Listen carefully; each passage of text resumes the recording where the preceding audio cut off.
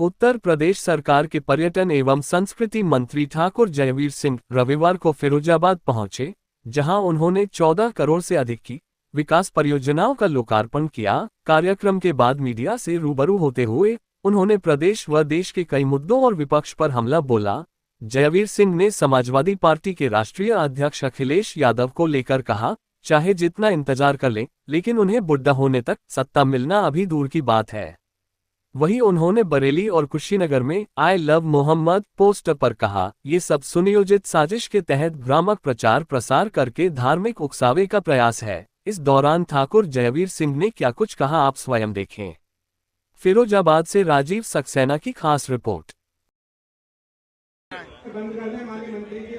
4 लोकार्पण के कार्यक्रम हुए हैं। विभिन्न जो पर्यटन, कुछ सहभागिता के हैं, कुछ पर्यटन के हैं।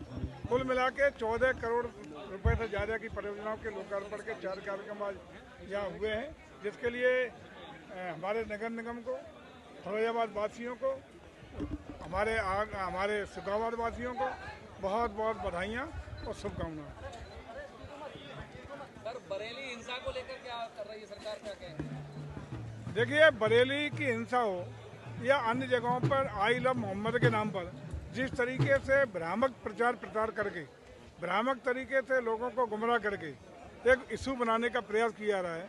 हमारे एक ब्रज में कहावत है कि कौआ कान ले गया। पहले कान तो देख लो, गया है कि नहीं गया। कौए के पीछे तब दौड़ पड़े। वास्तविकता ये है कि कानपुर की जिस घटना को लेकर के ये कहा जा रहा है कि आई लव मोहम्मद के बैनर लगाने पे मुकदमा पंजीकृत हुआ, लोगों को जेल भेजा गया, आपराधिक कार्रवाई की गई। वहाँ की पुलिस ने ही स्पष्ट कर दिया है कि न कोई मुकदमा पंजीकृत हुआ है, न आई लव मोहम्मद पर कोई कार्रवाई करने का काम हुआ है।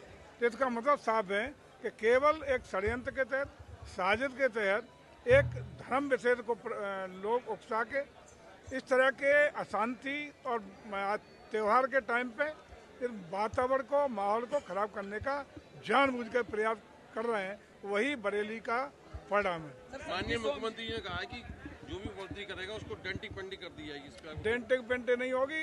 अब देख लो बरेली में क्या हुआ, डेंटिंग पे कर दी, तो ऐसी डेंटिंग पेंटिंग होगी, गुंडई किसी कीमत पर ही।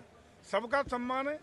लोकतांत्रिक व्यवस्था में सभी को बात कहने का अधिकार है, लेकिन किसी को भी कानून हाथ में लेने का अधिकार नहीं, किसी को भी अशांति फैलाने का अधिकार नहीं, किसी को गुंडई करने का अधिकार नहीं दिया जा सकता है। जो भी इस तरह के कृत्य में शामिल होगा उसकी डेंटिंग पेंटिंग नहीं, कठोरतम कार्रवाई करके इतना तोड़ दिया जाएगा कि अपने अगली आने वाली औलादों को भी कहा जाएगा दोबारा इस तरह की गलती मत करें। मोहम्मद के बाद आई लव महादेव चल रहा है, बड़े ट्रेंड। देखिए यही तो जानबूझ के एक प्रयास है कि लोगों में हिंदू मुस्लिम कराओ, लोगों में इस तरह की बातें फैला के सामाजिक वातावरण खराब करो, तनाव की स्थिति पैदा करो। जैसे 70 से पहले होता रहा, हर जिले में गुंडई अराजकता होती रही।